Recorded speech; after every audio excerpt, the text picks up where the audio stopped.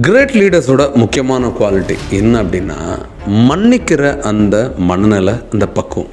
சரி கூட தெரியாத பண்ணிட்டான், மன்னிச்சிடலாம் அப்படின்ற அந்த குவாலிட்டி லீடர்ஸோட குவாலிட்டி. இந்த குவாலிட்டி உங்களுக்குள்ளே இருக்குது அப்படின்னா நீங்களும் லீடர் தான். நிறைய டைமில் யாரையா மன்னிச்சிருக்கீங்கன்னா நீங்கள் அங்கே தலைவனை தன்னை உங்களை மாற்றிக்கிறீங்க, ஒரு தலைவியை அவங்கள உயர்த்திக்கிறீங்க அப்படின்றது ரொம்ப ஸ்ட்ராங்கான மெசேஜ் நான் கொடுக்குறேன்.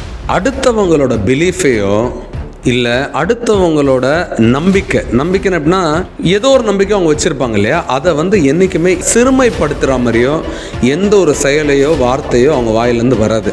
ஒரு உதாரணத்துக்கு ஒருத்தர் ஒரு மதத்தை ஃபாலோ பண்ணுறாரு அப்படின்னா இவர் அந்த மதத்தை சின்னதாவோ இல்லை அவங்கள தாழ்த்தியோ எதுவுமே செயல் இருக்காது. ஏன்னா இவங்க எல்லாருமே எல்லாரோட நிலையிலிருந்து அவங்கள பார்த்து அங்கே ரசிக்கிற நபர்களாக இருப்பாங்க. Whatever you are, however you are, I admire யூன்றவங்க சொல்கிறவங்க கிரேட் லீடர்ஸாக இருக்காங்க.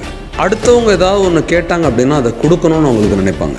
ஒரு உதாரணத்துக்கு ஒருத்தவங்க எனக்கு ஸ்பேஸ் கொடுங்கன்னு சொன்னால் அவங்களுக்கு கொடுக்கணும்னு நினைக்கிறோங்க. மேபி கொஞ்சம் ஹெல்ப் கேட்டால் பணம் இருந்தாலும் கொடுக்கணும்னு நினைக்கிறேன். அந்த கொடுக்கணும்னு நினைக்கிறது தான் லீடர்ஷிப் குவாலிட்டி.